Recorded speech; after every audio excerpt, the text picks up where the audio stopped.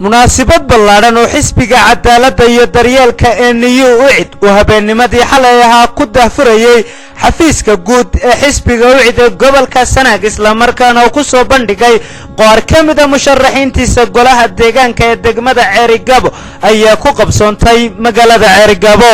munaasabaddan oo ay ka soo qayb galeen mas'uuliyiin sarsare oo ka socday xisbiga UCID dhalinyaro aqoon-yahano waayeel waxgarad madax dhaqameed waxaana sidoo kale goobjoog ka ahaa haween iyo taageerayaasha xisbiga UCID ee gobolka Sanaag waxa ugu horreynba munaasabadaasi ka hadlay gudoomiyaha cusub ee xisbiga UCID ee gobolka Sanaag Cali Cadami ayaa ku dheelaaday marxadii kala duwanaa ee uu soo maray xisbiga UCID waxaana uu sidoo kale madasha ku soo dhaweeyay mas'uuliyiin ka socday xisbiga UCID ee heer qaran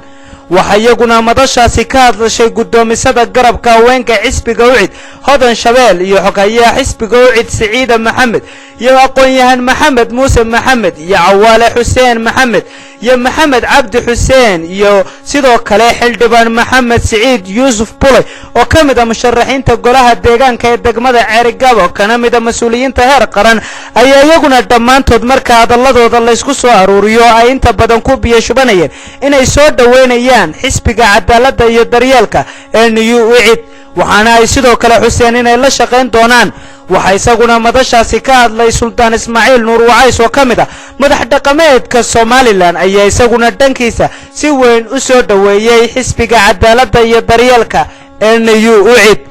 waxa isaguna madashaasi ka hadlay xogayihii guud ee xisbiga UCID Maxamed Cali Muuse ayaa isaguna dhankiisa ballan qaaday haddii ay ku guuleystaan doorashooyinka golayaasha deegaanka iyo doorashooyinka fooda inagu soo haya inay waxqabad muuqda ka hirgelin doonaan guud ahaanba dalka gabagabadii munaasabadani soo afmeeray Cabdixakiin Garaad Maxamuud Suldaan Cali Shire ayaa u mahadnaqay musharaxiinta golaha deegaanka ee degmada Ceerigabo iyo guud ahaanba shacbi weynaha ka soo qayb galay habeenkani caawa munaasabadani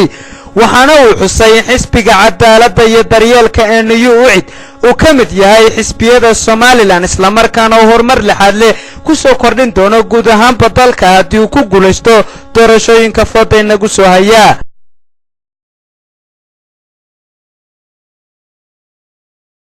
waxaan anigu ku soo dhaweynayaa gobolkeenna inay maxaa la yiraahdaa la qaataan fikirkan ah siyaasadeed ee UCID oo ah NU UCID aqooni hogaaminayso aan rajaynayo inuu wax weyn ka bedelo horumarka dhulkeenna tayada dhulkeenna waayo waxa u sharaxan nin dhalinyaro ah oo aqoon-yahana oo aniga iyo rag badan ay ku qanceen inuu maxaa la yiraahdaa noqdo madaxweyne mustaqbalka Soomaaliland Jamaal Cali Xuseen waa nin qaali ah waa nin maxaa la yiraahdaa intii nin raga lagu tilmaamay leh waa abwaad waa aqoon-yahan waa sportsman sabaa garan waxaan filayaa maskax iyo aqal ku filan inuu leeyahay shacabka waa nin farash ah oo leh maxaa la yiraahdaa waxaan doonayaa inaan waddanka u qabto wax oo diyaar u ah intuu shaqadiisii ka yimid fiicnay doonaya inuu maxaa la waddanka hogaamiyo aqoontiisa iyo maskaxdiisa ku hogaamiyo si free ah